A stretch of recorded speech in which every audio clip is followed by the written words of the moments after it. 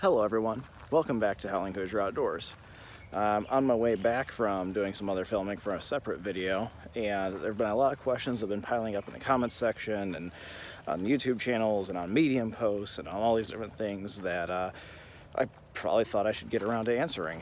So, not really a Q&A session, really more just me killing time while I'm walking back to my vehicle, but you know what, just kind of rolling with it. So, let's get right into it.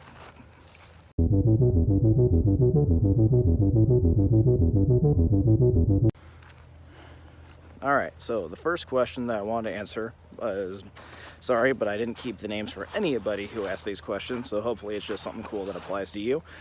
But the first question was, how do I become a survival instructor?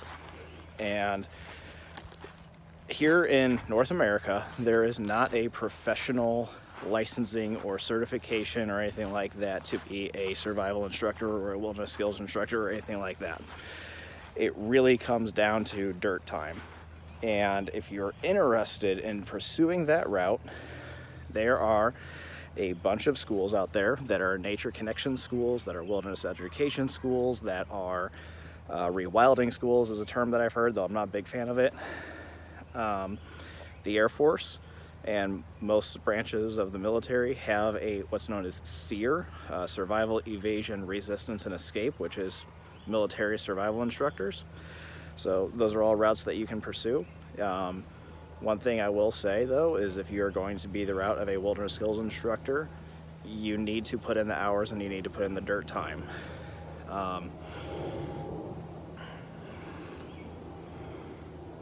Plane going by.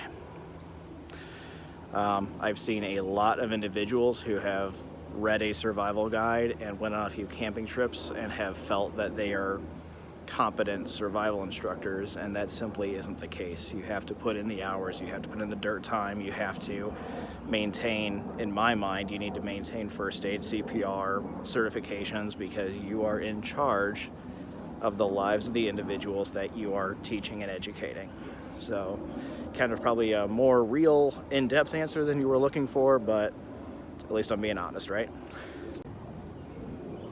All right, so the next question that I got was, are there any pre-made survival kits that are out there on the market that I would trust my life to? And I've gotten different variants of that question over the years, but they all kind of boil down to the same answer, and it's no.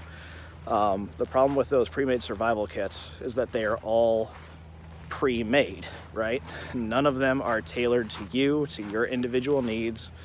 They are often mass-produced with inferior or inadequate equipment, and it's not going to hold up as well as something that you put together yourself.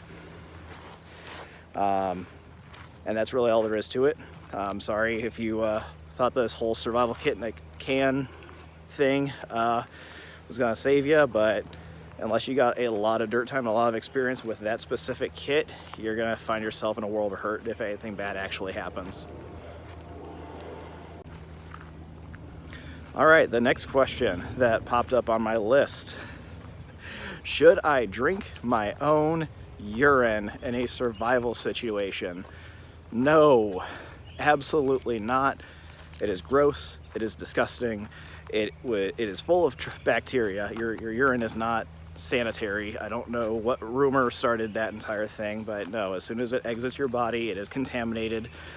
But if you read the military survival manuals, there's actually a long list of things that you should not ingest ever in a survival situation because they will dehydrate you. Among them are urine, salt water, and blood.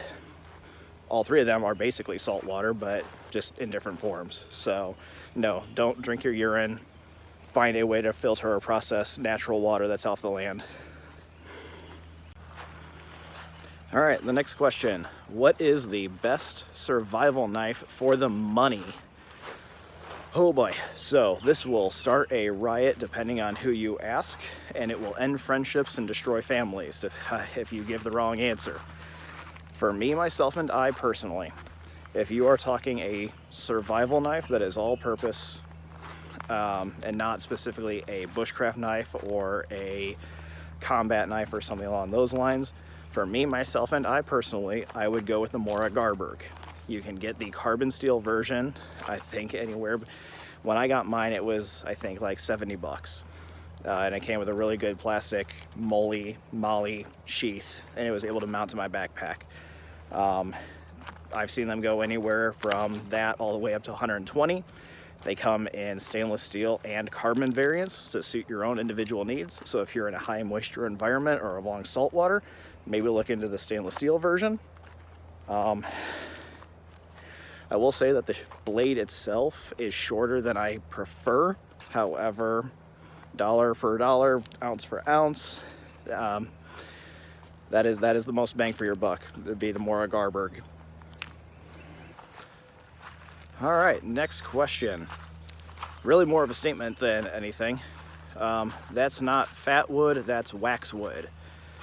Okay, so if you have been around my channel for a significant period of time, you will know that my #1 most watched video, dang near almost tripped, that the most watched video on this channel is DIY making my own fat wood.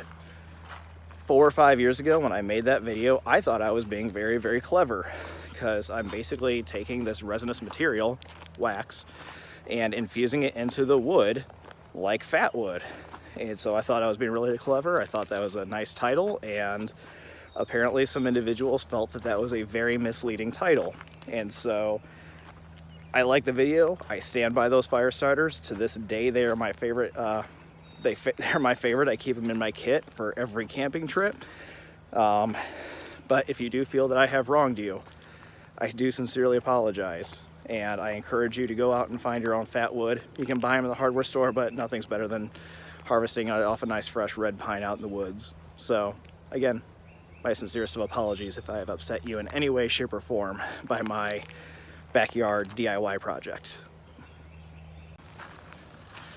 All right, the last question that I have for today is, what happened to the AT? Last I heard, it was still there. I'm sorry, I couldn't resist. So, for those of you who are new to this channel, a couple years ago, I attempted an Appalachian Trail thru hike. The Appalachian Trail is a 2,200 mile hike through the Appalachian Mountains, starting in Georgia, goes all the way up to Mount Katahdin in Maine. And I did not successfully complete it. At around the 100 mile mark, coming down Trey Mountain, I was coming down and my ankle went one way, the rest of my body went another. There was a nasty pop, and then that was kind of it. I pressed forward another 14 miles like an idiot, instead of stopping and resting and holding up.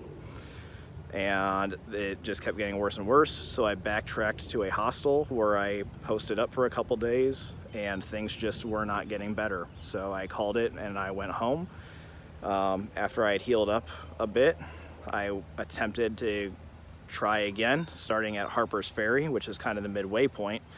And I pressed forward north for another 300 miles, I think. I never actually stopped and did the math on it. But once I started getting up into the northern area, the Pennsylvania, New Hampshire, Delaware, a lot of states, that trail kind of like ins and outs throughout a lot of states up there, I went head over heels down a ravine. And I don't know if you guys have ever seen the video, A Walk in the Woods with Bill Bryson and Robert Redford and all that. But towards the end, there's a scene that kind of resembled what happened to me. I ended up landing on my pack in a thing of brambles. Re-injured my ankle, re-injured my arm, and that was kind of all she wrote for me. I was able to self-rescue and get to a trailhead, call a friend of the family who was able to take me home, but yeah, that was kind of it for my thru hike. And it never ended up in any of the trail videos or anything like that I was doing, because I kind of felt like it was a loss for me. I was really looking forward to doing a thru hike, and I just didn't successfully complete it. But the good news is life is a very long thing for me, I'm hoping. And I hope that here in the next couple of years I'll get another chance to attack it. So that's what happened to it. I do encourage you to go back and watch the videos that I do have of me on the AT, because I think it's a really beautiful place and a life-changing experience if you get the opportunity to try it.